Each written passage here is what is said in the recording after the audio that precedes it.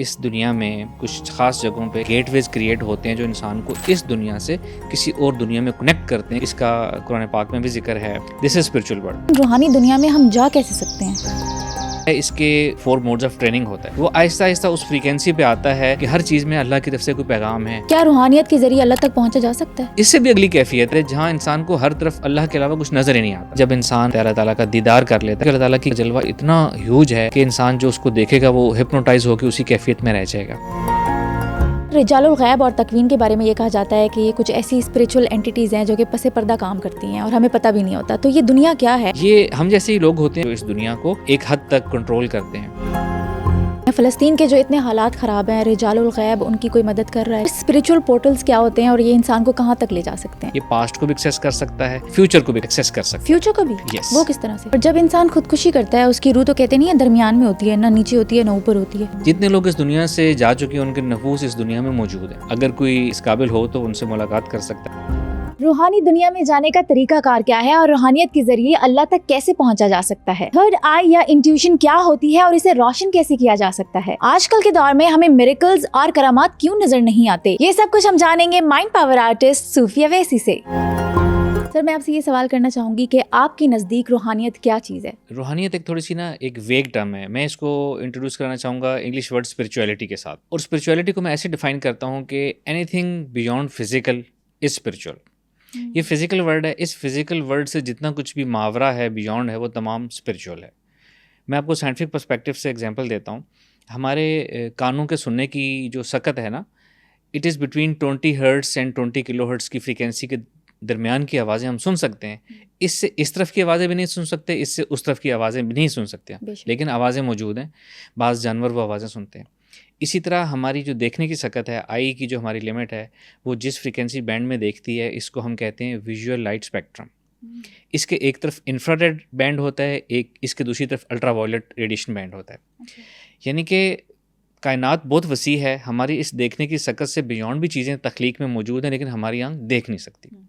یعنی ہماری دیکھنے کی سکت, سننے کی سکت یا محسوس کرنے کی سکت یا جاننے کی جو لمیٹیشن ہے, اس سے بیونڈ بھی دنیا موجود ہے, قائم ہے. میں اس تمام دنیا کو اسپرچول ورلڈ کہتا ہوں. دس از اسپرچول ورلڈ.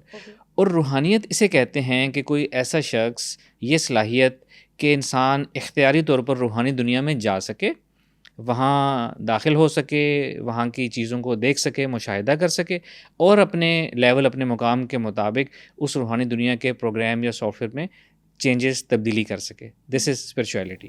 لیکن روحانیت کی تربیت کیسے ہوتی ہے؟ روحانیت کی تربیت جو ہے اس کے 4 موڈز ہوتے ہیں, 4 موڈز آف ٹریننگ ہوتا ہے. نمبر 1 سب سے پہلے جو ایک عام ہے, نون ہے, وہ ہے کچھ ایک ترتیب سے ذکر اذکار کرائے جاتے ہیں, تسبیحات دی جاتی ہیں. وہ تسبیحات کیا کرتی ہیں؟ آپ کو اللہ کے قریب کرتی ہیں, آپ کا مائنڈ سیٹ ڈیولپ کرتی ہیں, اپنی اسپرچول وائبریشنز آپ کو دیتی ہیں اور آہستہ آہستہ آپ کی اندر اسپرچویلٹی پیدا ہوتی ہے.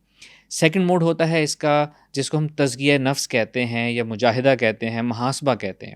اس سے کیا ہوتا ہے کہ ہمارا نفس آہستہ آہستہ پیور ہوتا ہے, ارریلیونٹ چیزوں سے دور ہوتا ہے, گناہ سے دور ہوتا ہے, پاکی کی طرف آتا ہے, تو اس کی پیورٹی میں اضافہ ہوتا ہے.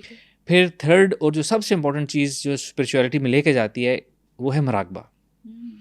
روحانیت جو ہے وہ مراقبہ کے بغیر کچھ بھی نہیں ہے. مراقبہ ہی روحانیت ہے. اس کی مثال ایسے ہے کہ جیسے ایک کمپیوٹر جو ہے جب وہ انٹرنیٹ سے کنیکٹڈ رہتا ہے, اس کو آٹومیٹک وہ تمام چیزوں سے اپڈیٹ رہتا ہے, آٹومیٹک میسیجز آتے رہتے ہیں کہ اپنی یہ اپلیکیشن سافٹ ویئر اپڈیٹ کر لیں, ڈرائیورز اپڈیٹ کر لیں. سملرلی جب انسان مراقبہ کرتا رہتا ہے ریگولرلی, تو وہ روحانی دنیا سے اپڈیٹڈ رہتا ہے اور روحانی دنیا کی اپڈیٹس, انفارمیشن, گائیڈنس اور سب کچھ اس کے پاس آٹومیٹکلی آتا رہتا ہے. اور لاسٹ چیز ہوتی ہے جس کو ہم صحبت مرشد کہتے ہیں, مرشد سے تعلق کہتے ہیں. اس کی مثال ایسے ہے کہ جیسے ہم ایک میگنیٹ ہوتا ہے, ایک میگنیٹ کے ساتھ ہم اگر ایک آئرن کا پیس جو ہے کچھ عرصے کے لیے اس کو اٹیچ کر کے چھوڑ دیں, تو اس آئرن پیس میں بھی میگنیٹ والی کوالٹیز پیدا ہو جاتی ہیں. بالکل مرشد یا شیخ اسی طرح اپنے اسٹوڈنٹس کے اوپر توجہ کرتا ہے اور آہستہ آہستہ ان کے اندر وہ اسپرچویلٹی پیدا ہونا شروع ہو جاتی ہے جو مرشد کے اپنے اندر ہوتی ہے. تو یہ 4 طریقے ہوتے ہیں روحانی تربیت کے. امیزنگ. سر, آپ نے نفس کی بات کی, میں یہ جاننا چاہوں گی کہ روح اور نفس میں کیا فرق ہے؟ اوکے, ہم جو انسان ہے نا, انسان 3 چیزوں سے بنا ہے, جسم, نفس اور روح. جسم ہم سب جانتے ہیں, نفس اور روح سے ہم واقف نہیں ہیں. میں آج آپ کو بتاتا ہوں. اس کی مثال ایسے ہے جیسے ایک گاڑی ہے, گاڑی کے اندر پیٹرول ہے اور گاڑی کے اندر ایک ڈرائیور ہے جو ڈرائیو کر رہا ہے. جو گاڑی کی باڈی ہے نا وہ جسم ہے, جو گاڑی کے اندر پیٹرول ہے نا جس کا کام صرف گاڑی کو چلانا ہے وہ روح ہے ہمارے اندر, اور جو ڈرائیور ہے نا جو اصل گاڑی کو چلاتا ہے اور گاڑی کے اچھا یا برا چلنے کا ذمہ دار ہے وہ نفس ہے. اسی طرح ہمارے اندر نفس ہے, یا یوں کہہ لیں ہم نفس ہیں. اچھا, ہم نفس ہیں, ہم اس جسم کے اندر رہتے ہیں, اور روح صرف ہماری یوں سمجھیں کہ ایک ایگزسٹنس کے لیے ضروری ہے. اللہ تعالیٰ نے اپنی ایک پھونک جو ہے انسان کے اندر ڈال دی ہے, یا ایک امر ربی ہے. روح کے اوپر جستجو کرنے سے اللہ تعالیٰ نے قرآن پاک میں منع فرمایا ہے. جہاں صحابہ نے سوال کیا ہمارے رسول اکرم صلی اللہ علیہ وآلہ وسلم سے کہ ہمیں روح کے بارے میں بتائیے, تو قرآن کی آیت نازل ہوئی کہ آپ انہیں بتا دیجئے کہ ان کو اللہ نے روح کا بہت قلیل علم دیا. یعنی اس کے بعد روح کے اوپر تحقیق جو ہے وہ رک جانی چاہیے. اور نفس جو ہے اس کا قرآن پاک میں بہت زیادہ ذکر ہے. تزکیہ نفس, تقریباً 50 ایسے مقامات ہیں قرآن میں جہاں اللہ تعالیٰ نے انسان کو نفس کہہ کے مخاطب کیا ہے. جیسا کہ اللہ تعالیٰ کسی نفس پر اس کی سخت سے زیادہ بوجھ نہیں ڈالتا. ہر نفس خود جو ہے اپنے اعمال کا بوجھ اٹھائے گا. نفس نے موت کا مزہ چکھنا ہے. تو انسان ہے ہی نفس, جسم کے اندر ڈال کے اس دنیا میں بھیجا گیا. تو ہم نفس ہیں, اس جسم میں رہتے ہیں. جب ہم اس دنیا سے چلے جاتے ہیں نا تو جسم جو ہے وہ زمین کے اندر دفنا دیا جاتا ہے, گل سڑ جاتا ہے کچھ عرصے میں. روح جو ہے وہ واپس اللہ تعالیٰ کے پاس چلی جاتی ہے. جو پیچھے چیز قبر میں رہ جاتی ہے, جس کے اوپر قبر کی تکلیف یا راحت ہوتی ہے, جس کو ہم قبر میں جا کے السلام علیکم یا اہل القبور کہتے ہیں, وہ نفس ہوتا ہے. تو یہ مین ڈفرینس ہے. روح بات کی جاتی ہے کہ روحیں بھٹکتی ہیں, روحیں نظر آتی ہیں, روحیں بالکل نظر نہیں آتی نہ بھٹکتی ہیں. اچھا, یہ مت ہے. It's nothing. روح تو ایک یوں سمجھیں کہ ایک ڈاٹ ہے, ایک امر ربی ہے. روح نہ جسم سے نکلتی ہے, جسم سے نکلے گی تو انسان ختم ہو جائے گا اور وہ آسمانوں پہ چلی جائے گی. اور جب انسان خودکشی کرتا ہے اس کی روح تو کہتے نہیں ہے درمیان میں ہوتی ہے, نہ نیچے ہوتی ہے نہ اوپر ہوتی ہے. ایسا کچھ نہیں ہے, ایسا کچھ نہیں ہے. روح تو میں نے بتا دیا نا کہ اللہ کی ایک امر ربی ہے, ہمیں نہیں پتہ کیا ہے, وہ واپس چلی جاتی ہے. ہمارا نفس جو ہوتا ہے نا مرنے کے بعد اس دنیا میں موجود رہتا ہے. جتنے لوگ اس دنیا سے جا چکے ہیں ان کے نفوس اس دنیا میں موجود ہیں. اگر کوئی اس قابل ہو تو ان سے ملاقات کر سکتا ہے, ان سے گفتگو کر سکتا ہے, ان سے علم سیکھ سکتا ہے. سر لیکن روحانی دنیا میں ہم جا کیسے سکتے ہیں, کیا طریقہ کار ہے؟ روحانی دنیا میں جانے کا طریقہ ہے مراقبہ, میڈیٹیشن. اس سے پہلے میں آپ کو بتاؤں, ہم خواب میں بھی روحانی دنیا میں جاتے ہیں. جب ہم سو رہے ہوتے ہیں, ہم خواب دیکھتے ہیں, ہمارا جو شعور ہے وہ سو رہا ہوتا ہے اور ہمارا لاشعور ہمارے جسم سے آزاد ہو کے سیر کرتا ہے. جیسے خواب دیکھتے ہیں, لوگوں سے ملتے ہیں, وہ ہمارا لاشعور ہوتا ہے, سب کانشیس مائنڈ ہوتا ہے. سورہ زمر کی آیت نمبر 42 میں اللہ تعالیٰ فرماتے ہیں کہ جب انسان سو جاتا ہے تو اس کا نفس قبض کر لیا جاتا ہے. اور اسی کی تفسیر میں آتا ہے کہ اللہ کے رسول صلی اللہ علیہ وسلم نے فرمایا کہ جب انسان کا نفس سوتے میں آزاد ہو جاتا ہے تو وہ آسمان اور زمین کی سیر کرتا ہے, اور جو لوگ پہلے فوت ہو چکے ہوتے ہیں ان کے نفوس سے ملاقات کرتا ہے اور پھر واپس آ جاتا ہے. اب یہی چیز اگر ہم جاگتے میں کریں, اپنے آپ کو ٹرین کر کے ہمارے اندر جو نفس ہے اس کو ہم اپنے جسم سے نکالیں, پرواز کرائیں, روحانی دنیا میں لے کے جائیں, تو اس کا نام ہے مراقبہ. اور یہ نفس جب ہمارے جسم سے نکلتا ہے نا, یہ پرواز کرتا ہے. اسی کو سائنس ایسٹرل پروجیکشن کہتی ہے یا آؤٹ آف باڈی ایکسپیرینس کہتی ہے. علامہ اقبال نے اسی کو کہا اے طائر لاہوتی, یعنی کہ عالم لاہوت میں پرواز کرنے والا پرندہ یا نفس. اسی کو بابا بلے شاہ نے کہا کہ من اپنے وچ کدی وڑیا ہی نہیں, یعنی کہ روحانیت کا راستہ جو اندر سے ہے, نفس کے راستے سے ہے, ہم نے اس دنیا کو آج تک ایکسپلور نہیں کیا کبھی. سر مراقبہ کرنے سے نفس کیسے پاک ہوتا ہے؟ مراقبہ کرنے سے ایکچولی نفس پاک نہیں ہوگا, ٹرین ہوگا. اچھا, تربیت ہوگی اس کی. جی, نفس پاک ہوتا ہے تزکیہ کرنے سے, اپنا محاسبہ کرنے سے, اپنا انالیسس کرنے سے کہ ہم کہاں غلط ہیں. پھر ایک چیز ہوتی ہے جس کو ہم مجاہدہ کہتے ہیں کہ اپنے آپ کو کچھ باؤنڈریز دینا اور اس کے اندر رہنا, کچھ کاموں سے رک جانا, اس پریکٹس کو مجاہدہ کہتے ہیں. تزکیہ نفس اور مجاہدہ سے نفس پاک ہوتا ہے. مراقبہ سے نفس کی ٹریننگ ہوتی ہے, وہ آہستہ آہستہ اس فریکوینسی پہ آتا ہے جہاں سے اسپرچول ورلڈ میں اس نے جانا ہوتا ہے. اور یہ جو ہمارے ہاں ایک کانسیپٹ ہے تزکیہ نفس کا, تزکیہ نفس کا اصل مطلب جو ہے بہت براڈر ہے, ہم نے اس کو صرف گناہ سے بچنے پہ رکھ لیا ہے. تزکیہ کا مطلب ڈکشنری میں یہ بھی آتا ہے کہ اپنے تزکیہ کا مطلب ہے ڈیولپمنٹ, تربیت کرنا, پرورش کرنا, پروان چڑھانا. تو تزکیہ نفس کا مطلب ہے نفس کی ٹریننگ کرنا, یعنی مائنڈ کی ٹریننگ کرنا, مائنڈ کنڈیشننگ کرنا. جی, اور یہ ہوگی مراقبہ سے. سر وحدت الوجود اور وحدت الشہود میں کیا فرق ہے, کیا ڈفرینس ہے؟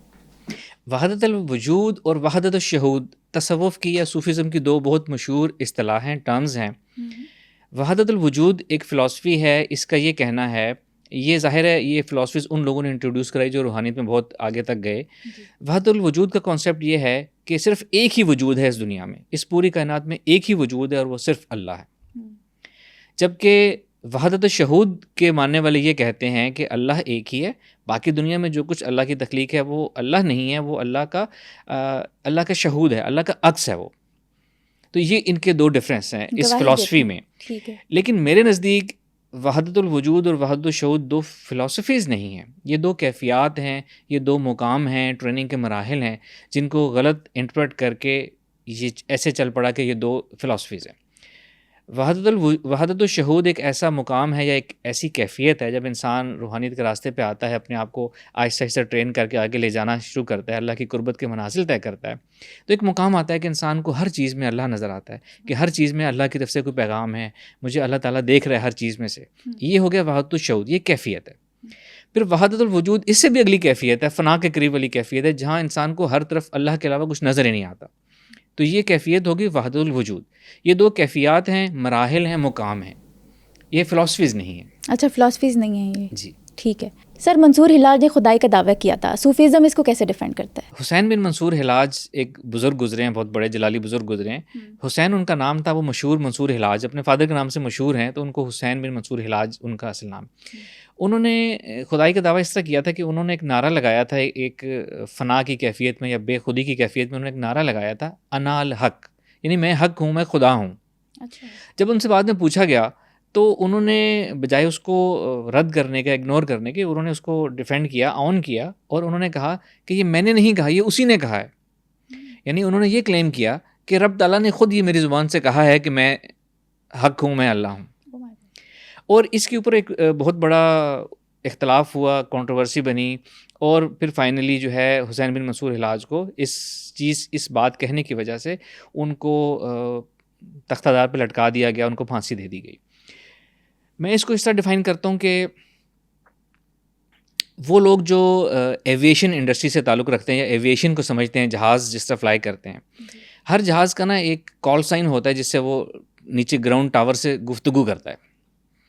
ایک ہالی ووڈ کی فلم ہے ایک پرانی, ایئر فورس 1 کے نام سے ایک مووی آئی تھی, جس میں ایک پریزیڈنٹ کا جہاز ہوتا ہے, وہ ہائی جیک ہو جاتا ہے, پھر وہ کسی طرح سروائیو کرتا ہے.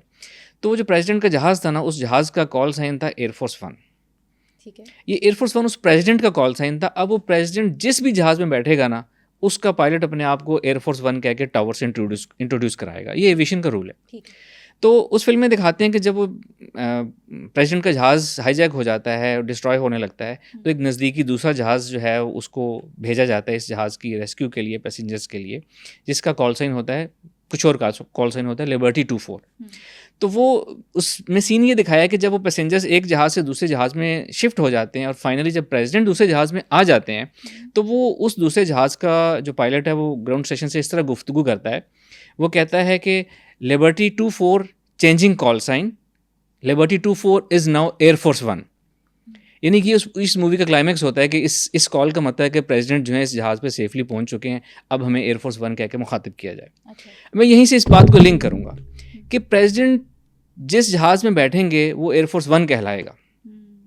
اسی طرح رب تعالیٰ کی ذات جس جگہ بھی جلوہ فروز ہوگی, جس ذات پہ بھی جلوہ فروز ہوگی, وہ انال حق کی اس سے آواز آئے گی, انال حق کا نعرہ لگے گا. تو ایسی ہی کیفیت ان کی ہوئی ہوگی جس کو میں اس طریقے سے ڈیفائن کرتا ہوں.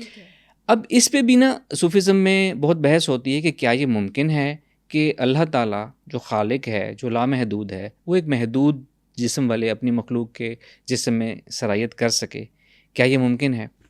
تو میرے نزدیک یہ ڈبیٹ بنتی نہیں ہے. میں جب اپنے آپ سے یہ سوال پوچھوں تو ایک کراس کوشچن میرے ذہن میں آتا ہے کہ کیا اللہ اس چیز پر قادر ہے؟ تو اس کا جواب ہے کہ ظاہر ہے اللہ تعالیٰ ہر چیز پر قادر ہے, یہ ممکن ہے. پھر میں آپ کو ایک اور اس کا حوالہ دیتا ہوں. سورہ صاد کی آیت نمبر 73 ہے قرآن پاک میں, جس میں اللہ تعالیٰ اس طرح ارشاد فرما رہے ہیں کہ اور جب میں نے فرشتوں سے کہا کہ جب میں اس کو یعنی آدم کو تخلیق کر لوں, اس کو فائنل ٹچنگ دے دوں, نوک پلک اس کی درست کر لوں, اور اس میں اپنی روح پھونک دوں, تو پھر تم سجدے میں گر جانا. تو اس سے ایک بات ہمیں یہ پتہ چلی کہ جو آدم کو سجدہ کیا گیا وہ اللہ کی روح کو سجدہ کیا گیا, جو اللہ نے اپنی روح پھونکی آدم میں. دوسری بات, اللہ کی روح آدم میں آلریڈی موجود ہے, آلریڈی موجود ہے اللہ کی روح. تو یہ اس بات کو اس طرح ڈیفائن کیا جا سکتا ہے کہ جب کوئی بھی روحانیت کا شاگرد کہہ لیں یا منصور حلاج کی بات کر لیں, تو اس بات کو ہم یوں ڈیفائن کرتے ہیں کہ جب منصور حلاج روحانی تربیت کر کے مراحل طے کرتے گئے اور ان کی ذات سے پردے ہٹتے چلے گئے, وہ لطیف ہوتے چلے گئے, جسم لطیف ہوا, نفس لطیف ہوا, تو پھر وہ روح ہی, اللہ کی روح جو انسان کے اندر اللہ نے پھونکی ہوئی تھی, وہ ایکٹیو ہو گئی, وہ غالب ہونا شروع ہو گئی, وہ ظاہر ہونا شروع ہو گئی. اور پھر اس کے غالب ہونے سے جب وہ انسان کے یا منصور حلاج کے ظاہری حواس کے اوپر جب اللہ کی روح غالب ہو گئی, تو اس سے یہ صدا بلند ہوئی, انا الحق, میں خدا ہوں. ٹھیک ہو گیا. سر اسپریچول پورٹلز کیا ہوتے ہیں اور یہ انسان کو کہاں تک لے جا سکتے ہیں؟ اسپریچول پورٹلز ایک مغربی اصطلاح ہے. یہ کانسیپٹ بھی انیشلی ہمارے پاس مغرب سے آیا ہے. اس کا کانسیپٹ یہ ہے کہ اس دنیا میں کبھی کبھار کچھ ٹائم بیس, کچھ خاص جگہوں پہ ایک ایسا انوائرمنٹ کریٹ ہوتا ہے, ایسا پورٹل یا ایسے گیٹ ویز کریٹ ہوتے ہیں جو انسان کو اس دنیا سے کسی اور دنیا میں کنیکٹ کرتے ہیں, کسی اور ڈائمینشن میں لے جاتے ہیں. یہ ویسٹرن کانسیپٹ ہے.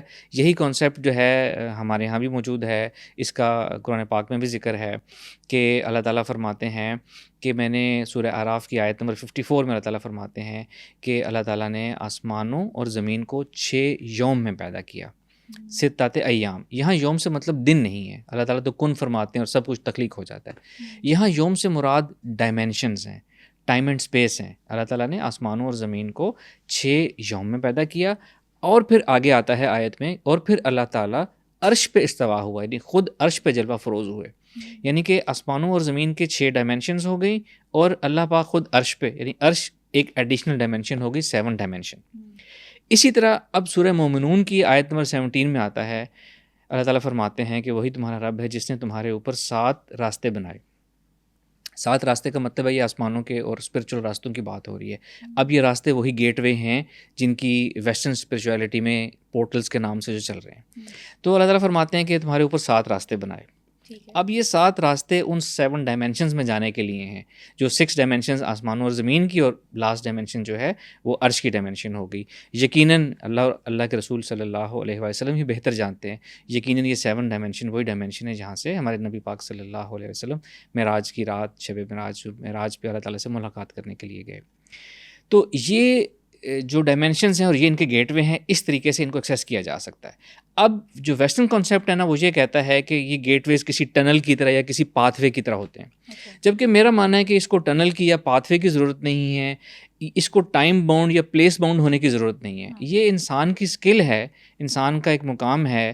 جب وہ اپنے نفس کی ٹریننگ کر کے اسپرچویلٹی میں ایک کسی ایڈوانس لیول پہ آ جائے, تو وہ اپنے ذہن کو, اپنے مائنڈ کو ایک ایسی فریکوینسی پہ ٹیون کرے جہاں وہ کسی دوسری دنیا کی فریکوینسی میں, دوسری ویو لینتھ یا دوسری ٹائم اینڈ اسپیس میں داخل ہو سکے. اس کا قرآن پاک میں بھی ذکر ہے. ڈفرینٹ فریکوینسیز آتی ہیں, جہاں کوئی ٹرانسمیشن ہوتی ہے وہاں وہ آٹومیٹکلی سگنلز ملنا شروع ہو جاتے ہیں. اسی طرح جب انسان میڈیٹیشن کے تھرو یا اسپرچول اپنی ٹریننگ کے تھرو ڈفرینٹ فریکوینسیز پہ اپنے نفس کو, اپنے مائنڈ کو ٹیون کرتا ہے, تو ایسی ڈائمینشنز کے ساتھ انسان کنیکٹ ہو سکتا ہے جو اس دنیا میں, جو اس کائنات میں موجود ہیں. سر یہاں پر ایک سوال میرے ذہن میں آ رہا ہے, کیا روحانیت کے ذریعے اللہ تک پہنچا جا سکتا ہے؟ جی بالکل پہنچا جا سکتا ہے. پہلے تو میں آپ کو یہ بتاؤں کہ ایک اور آپ کو ریفرنس دے دوں. ایک سورہ رحمان میں اللہ تعالیٰ فرماتے ہیں جنات اور انسانوں کو مخاطب کر کے کہ اے جن و انس, اگر تم اس زمین و آسمان کے کناروں سے باہر نکلنا چاہو تو نہیں نکل سکو گے, ایک کنڈیشن, اللہ بسلطان, یعنی ایک کنڈیشن ہے. سلطان ایک ورڈ ہے جس کی بظاہر تشریح ہمارے ہاں یہ کی جاتی ہے کہ اللہ کے حکم سے, بٹ یہ ایک ورڈ ہے جس کے اوپر ریسرچ کرنے کی ضرورت ہے کہ سلطان کے ذریعے آپ زمین و آسمان کے کناروں سے باہر نکل سکتے ہیں. اور میرا یہ ماننا ہے کہ جو سلطان ہے, دس از مائنڈ پاور, نفس کی پاور, نفس کی طاقت, مائنڈ پاور. مائنڈ کی ٹریننگ اور مراقبے کی تربیت سے اس چیز کو حاصل کیا جا سکتا ہے. اب آپ کا سوال کہ اللہ تعالیٰ تک پہنچا جا سکتا ہے, جی بالکل. جس طرح ہم نے بات کی کہ ڈفرینٹ, ہم اپنے مائنڈ کی ٹریننگ سے ڈفرینٹ فریکوینسیز کو ٹیون کر کے اس دنیا, اس جہاں کو دیکھ سکتے ہیں. اسی طرح قرآن پاک کی آیت اللہ تعالیٰ فرماتے ہیں کہ اللہ تمہاری شہرگ سے بھی قریب ہے. اب شہرگ تو ہمارے پورے جسم کے اندر رن کر رہی ہوتی ہے, جو ہارٹ سے مین آئیوٹا آپ کا نکل رہا ہے, آرٹریز مین بلڈ لے کے جا رہی ہوتی ہے, وہ پورے جسم کے اندر ہے. ہم اور ہماری جو شہرگ ہے اس کا ڈسٹینس نہ ہونے کے برابر ہے, ملی میٹرز میں ہوگا, سینٹی میٹرز میں ہوگا. لیکن یہاں اس آیت میں کہ اللہ تمہاری شہرگ سے بھی قریب ہے, یہ والا ڈسٹینس نہیں ہے. یہاں مراد ہے انسان کی مائنڈ کی ٹیوننگ کی.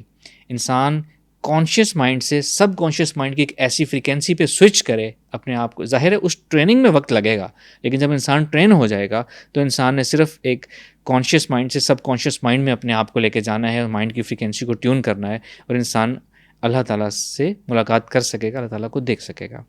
دس از پاسبل. ہمیں تو حکم ہے, حدیث پاک ہے کہ اللہ کو دیکھ کر نماز پڑھو. اگر یہ پاسبل نہ ہوتا تو یہ حکم کیوں آتا کہ اللہ کو دیکھ کر نماز پڑھو؟ پھر ہے کہ اگر آپ نہ دیکھ سکو اللہ کو تو پھر یہ تصور کرو کہ اللہ آپ کو دیکھ رہا ہے. تو ہمارے لیے تو ریکمینڈیڈ اور بیسٹ طریقہ یہ ہے کہ ہم اس لیول پہ جائیں اور اللہ کو دیکھ کے نماز پڑھیں. سبحان اللہ. سر جو لوگ تجلی میں جاتے ہیں وہ کس کیفیت میں ہوتے ہیں؟ اس کو ہم تجلی کی کیفیت کو ہم فنا کی کیفیت کہہ سکتے ہیں. آپ نے سنا ہوگا ایسے بزرگوں کے قصے کہ وہ ایک ہی جگہ کئی دن کھڑے رہے, کئی سال کھڑے رہے, ایک ہی جگہ دیکھتے رہے, نہ ان کو کھانے پینے کی حاجت ہوئی, نہ کوئی دنیاوی دوسری حاجت ہوئی. اس کو ہم کہیں گے فنا کا مقام, جس کو فنا فی اللہ کہتے ہیں. یعنی کہ اس مقام کو ایسے ڈیفائن کیا جاتا ہے کہ جب انسان اللہ تعالیٰ کی معرفت تک پہنچ جاتا ہے, اللہ تعالیٰ کا دیدار کر لیتا ہے, اللہ تعالیٰ کی کبریائی بڑائی دیکھ لیتا ہے, تو اس میں وہ چونکہ اللہ تعالیٰ کی کبریائی, اللہ تعالیٰ کا جلوہ اتنا بڑا اور اتنا ہیوج ہے یا اتنا پاورفل ہے کہ انسان جو اس کو دیکھے گا وہ ہپنوٹائز ہو کے اسی کیفیت میں رہ جائے گا اور گم ہو جائے گا اس کیفیت میں. تو وہ اس لیے فنا کی کیفیت میں جاتے ہیں. لیکن this is not the highest stage. اس سے آگے کا بھی ایک لیول ہے جس کو بقا باللہ کہتے ہیں. یعنی انسان اس مقام پہ پہنچ جائے کہ اس نے رب کو دیکھ لیا, رب کی معرفت حاصل کر لی, پھر بھی وہ اس جلوے میں گم نہیں ہوا, وہ اس دنیا میں رہتے ہوئے اپنی تمام ذمہ داریاں بھی پوری کر رہا ہے. اس کو بقا باللہ کہتے ہیں. سب سے اینڈ سٹیج کون سی ہوتی ہے؟ جی بقا باللہ کی ہائیسٹ سٹیج ہوتی ہے, اور اس کو ہم یہ نہیں کہہ سکتے کہ یہ آخری سٹیپ ہے. روحانیت کے بارے میں بزرگ فرماتے ہیں کہ روحانیت کی منزلوں میں یا روحانیت کے سفر میں منزل صرف ایک ہی بشر کو ملی ہے, اور وہ ہیں ہمارے نبی حضرت محمد صلی اللہ علیہ وآلہ وسلم. باقی سب مسافر ہیں اور مسافر ہی رہیں گے. سنا ہے سر کہ سانس کا روحانیت کے ساتھ بہت گہرا تعلق ہے, اس میں سچائی ہے کیا؟ سانس کا براہ راست روحانیت سے تعلق نہیں ہے.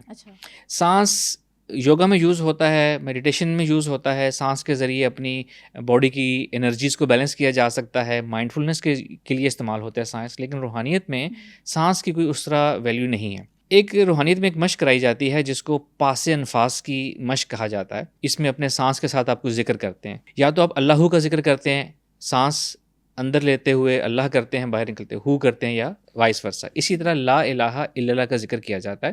جب سانس باہر نکالی جاتی ہے تو لا الہ الا اللہ بولا جاتا ہے, سانس اندر لیں گے تو الا اللہ. یعنی کہ لا الہ کا مطلب ہے کہ غیر اللہ آپ کے اندر سے اس کو باہر نکال رہے ہیں, آپ الا اللہ, آپ کے اندر صرف اللہ ہے. اس مشق کا مقصد یہ ہوتا ہے کہ یہ سانس کے ساتھ ساتھ اپنے ذہن میں آپ یہ چیز دہرائیں. جب آپ سانس باہر نکال رہے ہیں تو یہ توجہ اس طرف لے کر آئیں کہ لا الہ. جب سانس اندر لے رہے ہیں تو اپنے ذہن کی توجہ اس طرف لے کر آئیں کہ الا اللہ. اس کا مقصد آپ کی مائنڈ سیٹ کی ٹیوننگ ہے, آپ کے مائنڈ کو ٹیون کرنا ہے کہ آپ کا ذہن صرف اور صرف اس چیز کے اوپر فوکس کرے. تو اس مشق کا مقصد ٹیوننگ آف مائنڈ اور مائنڈ سیٹ کی پریکٹس ہے. روحانیت براہ راست سانس کے مقصد سے نہیں آتی. گہرا تعلق کوئی نہیں ہے اس کا. بالکل ٹھیک ہے. اچھا سر, تھرڈ آئی یا انٹیوشن کیا ہوتی ہے اور اس کو روشن کیسے کیا جا سکتا ہے؟ تھرڈ آئی یا انٹیوشن ہم سب جانتے ہیں کہ ہمیں وہ چیزیں جو ظاہر نہیں ہیں ان کا ہمیں پتہ چل جانا, ہمیں آئیڈیا ہو جانا. بعض اوقات ہم یہ سب ایکسپیرینس کرتے ہیں. بعض اوقات ہمارے موبائل پہ کوئی کال رنگ آتی ہے تو ہمارے ذہن میں ایک دم یہ ذہن میں آتا ہے کہ یہ فلاں شخص کی کال ہوگی. ہماری ڈور بیل بجتی ہے تو ہمارے ذہن میں کوئی نام آ جاتا ہے کہ فلاں شخص ہوگا. یا بعض اوقات ایسا ہوتا ہے کہ ہم نے کسی جگہ جانا ہے کسی کام کے لیے. چھوٹی سی مثال دیتا ہوں, کسی شاپ کسی مال پہ کچھ لینے کے لیے جانا ہے, اور ہمارے ذہن میں اندر سے ایک وائب آ رہی ہوتی ہے کہ یہاں سے نہیں ملے گی یہ چیز, میرا کام نہیں ہوگا. اور پھر ویسا ہی ہوتا ہے. ہاں ایسا ہی ہوتا ہے, بالکل صحیح. یہ وہ سگنلز ہوتے ہیں جو ہمارے اندر آ رہے ہوتے ہیں, اسی کو ہم سکس سینس کہتے ہیں. اچھا, یہ سکس سینس کی انیشیل سٹیج ہے یا رینڈم سٹیج ہے. اگر یہ آپ کے ساتھ بار بار اور مستقل ہونا شروع ہو جائے تو پھر اس کو ہم کہتے ہیں کہ آپ کا باطن روشن ہو گیا ہے, انٹیوشن آپ کے اندر ڈیولپ ہو گئی ہے, آپ کی باطنی آنکھ کھل گئی ہے. یہ اس کی فلاسفی یہ ہے کہ جو ہمارا شعور ہے نا, ہم اس وقت اپنے شعور یا عقل سے گفتگو کر رہے ہیں, بات چیت کر رہے ہیں. ایک ہمارا لاشعور ہے, سب کانشیس مائنڈ, جو دو کام کرتا ہے. ایک تو آٹومیٹکلی ہمارے باڈی کے فنکشنز کنٹرول کرتا ہے, ہماری ہارٹ بیٹ, ہماری سانس کی رفتار, باڈی ٹیمپریچر ایٹسیکٹرا. اس کے علاوہ ہمارا جو سب کانشیس ہے وہ ایبسولوٹ ہے, وہ یونیورسلی کنیکٹڈ ہے. ہمارے سب کانشیس مائنڈ میں تمام دنیا کی انفارمیشن موجود ہے. یہ پاسٹ کو بھی ایکسیس کر سکتا ہے, فیوچر کو بھی ایکسیس کر سکتا ہے. فیوچر کو بھی؟ یس. وہ کس طرح سے؟